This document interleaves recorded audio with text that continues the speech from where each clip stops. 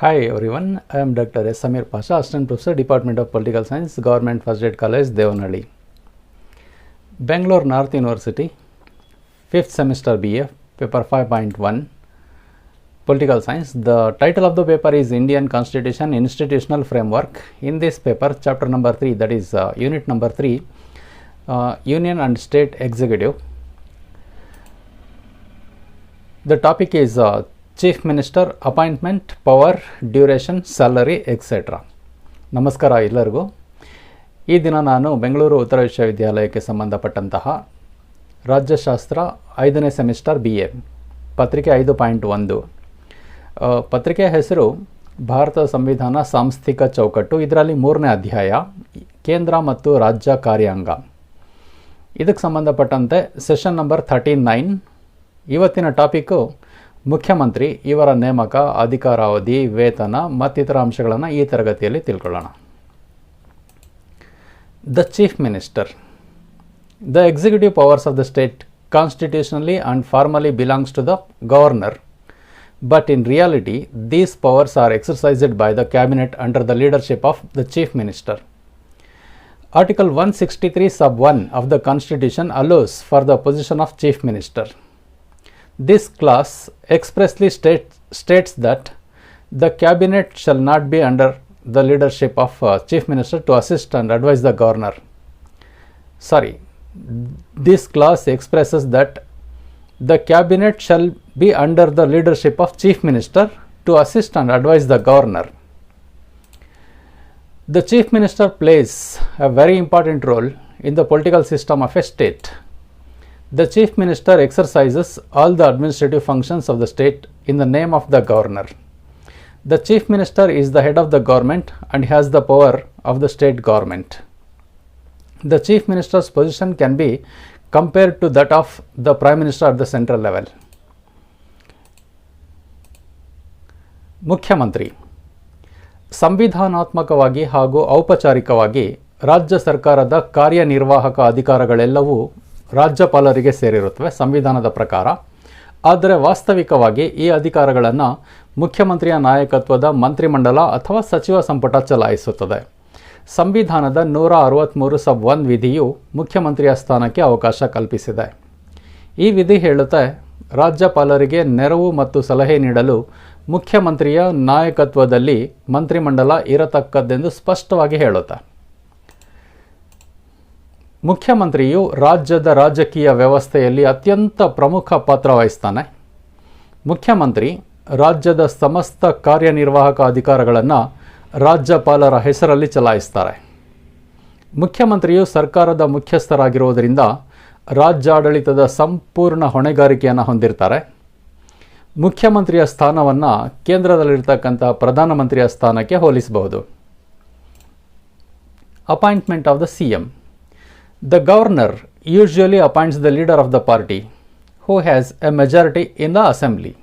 According to Article 164, a party which secures majority in general elections for Vidhana Sabha or state legislative assembly, a party which get full majority, its leader will become CM.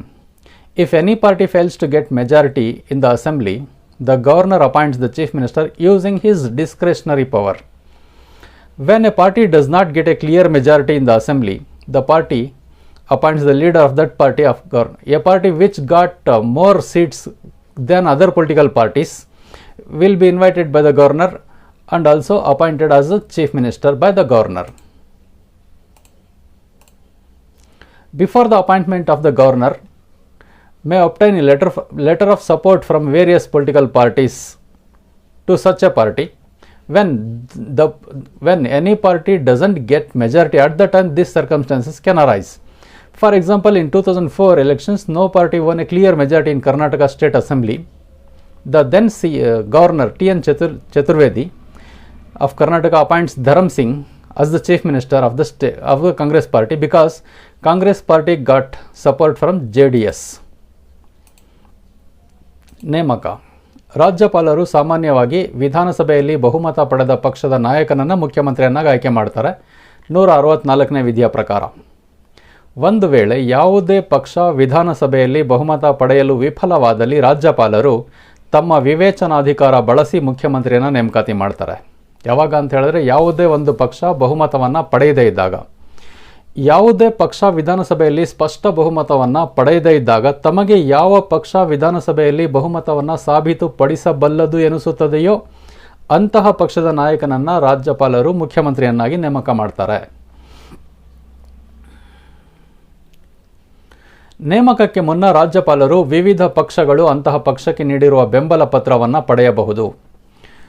ಉದಾಹರಣೆಗೆ 2004ರ ಚುನಾವಣೆಯಲ್ಲಿ ಕರ್ನಾಟಕ ರಾಜ್ಯದ ವಿಧಾನಸಭೆಯಲ್ಲಿ ಯಾವ ಪಕ್ಷವೂ ಸ್ಪಷ್ಟ ಬಹುಮತವನ್ನು ಪಡೆದಿರಲಿಲ್ಲವಾದ್ದರಿಂದ ಏಕೈಕ ದೊಡ್ಡ ಪಕ್ಷವಾಗಿ ಹೊರಹೊಮ್ಮಿದ್ದ ಕಾಂಗ್ರೆಸ್ ಪಕ್ಷ ಜನತಾದಳ ಎಸ್ ಪಕ್ಷದ ಬೆಂಬಲದ ಮೂಲಕ ಬಹುಮತವನ್ನು ತೋರಿಸ್ತಾ ಇತ್ತು. ಹಾಗಾಗಿ ರಾಜ್ಯಪಾಲರಾದಂಥ ಚತುರ್ವೇದಿ ಅವರು ಕಾಂಗ್ರೆಸ್ ಪಕ್ಷದ ಶಾಸಕಾಂಗದ ನಾಯಕರಾದ ಧರಮ್ ಸಿಂಗ್ ರವರನ್ನು ಮುಖ್ಯಮಂತ್ರಿಯನ್ನಾಗಿ ನೇಮಕ ಮಾಡಿದ್ದನ್ನು ನಾವಿಲ್ಲಿ ಕಾಣಬಹುದು.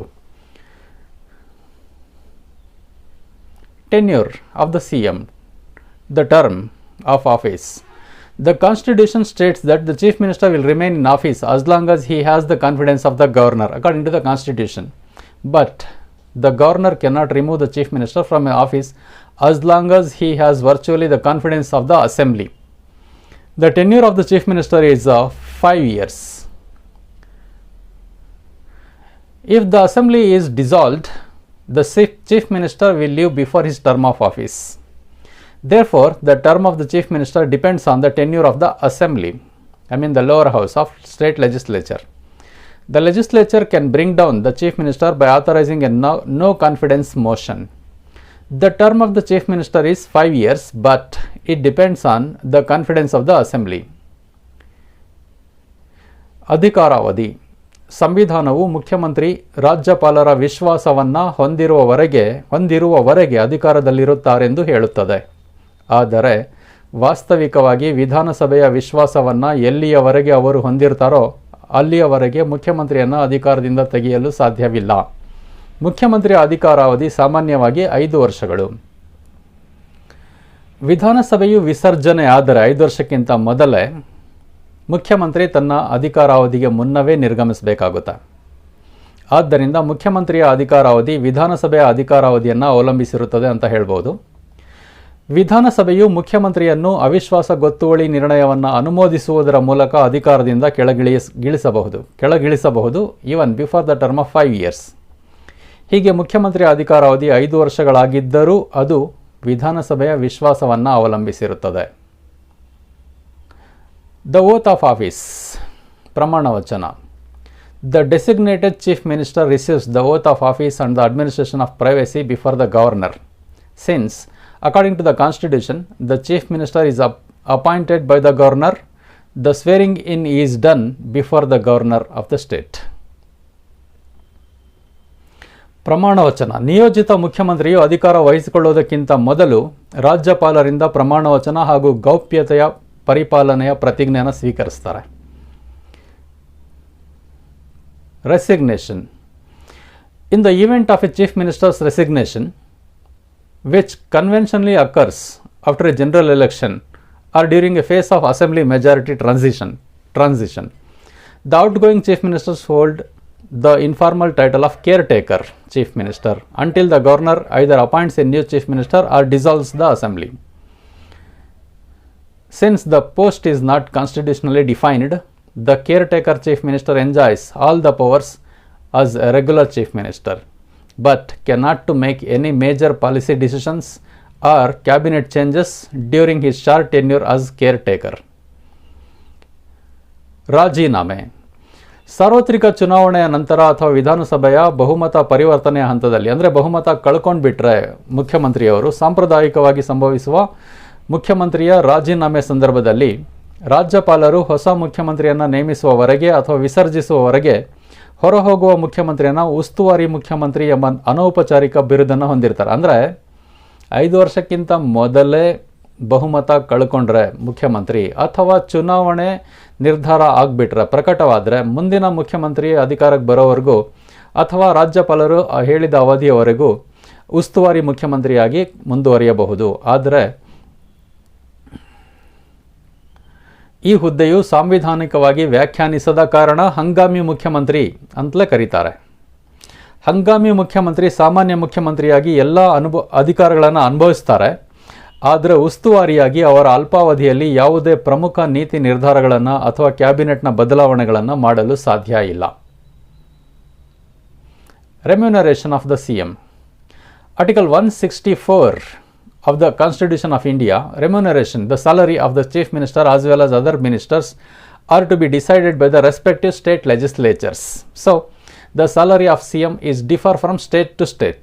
Until the legislature of the state decides salary, it shall be as specified in the second schedule. The salary thus vary from state to state. As of 2019, the highest salary is drawn by Chief Minister of Telangana, which is 4,10,000 rupees per month, $5,400 that is per month. And the lowest salary received by the Chief Minister of Tripura, which is 1,05,500 per month, that is $1,400 legally. ವೇತನ ಸಂಭಾವನೆ. ಭಾರತದ ಸಂವಿಧಾನದ 164ನೇ ವಿಧಿಯ ಪ್ರಕಾರ ಮುಖ್ಯಮಂತ್ರಿ ಮತ್ತು ಇತರೆ ಮಂತ್ರಿಗಳ ಸಂಭಾವನೆಯನ್ನು ಅಥವಾ ಸ್ಯಾಲರಿ ವೇತನವನ್ನು ಆಯಾ ರಾಜ್ಯಗಳ ಶಾಸಕಾಂಗಗಳು ನಿರ್ಧಾರ ಮಾಡುತ್ತವೆ. ರಾಜ್ಯದ ಶಾಸಕರು ವೇತನವನ್ನು ನಿರ್ಧರಿಸುವವರೆಗೆ ಅದು 2ನೇ ಶೆಡ್ಯೂಲಲ್ಲಿರ್ತಕ್ಕಂಥ ನಿರ್ದಿಷ್ಟಪಡಿಸಿರುವಂತೆಯೇ ಇರುತ್ತದೆ. ಹೀಗಾಗಿ ವೇತನಗಳು ರಾಜ್ಯದಿಂದ ರಾಜ್ಯಕ್ಕೆ ಬದಲಾಗುತ್ತವೆ. 2019ರ ಹೊತ್ತಿಗೆ ತೆಲಂಗಾಣದ ಮುಖ್ಯಮಂತ್ರಿಗಳು ಭಾರತದಲ್ಲೇ ಅತ್ಯಧಿಕ ವೇತನವನ್ನು ಪಡೆಯುವ ಮುಖ್ಯಮಂತ್ರಿಗಳಾಗಿದ್ದಾರೆ. ಇವರ ವೇತನ 4,10,000 ಪ್ರತಿ ತಿಂಗಳು ತೆಲಂಗಾಣದ ಮುಖ್ಯಮಂತ್ರಿಯವರಿಗೆ. ಮತ್ತು ಅತಿ ಕಡಿಮೆ ಅಂದರೆ ತ್ರಿಪುರಾದ ಮುಖ್ಯಮಂತ್ರಿ 1,05,500 ಮಾಸಿಕ ವೇತನವಾಗಿ ಪಡೀತಾರೆ.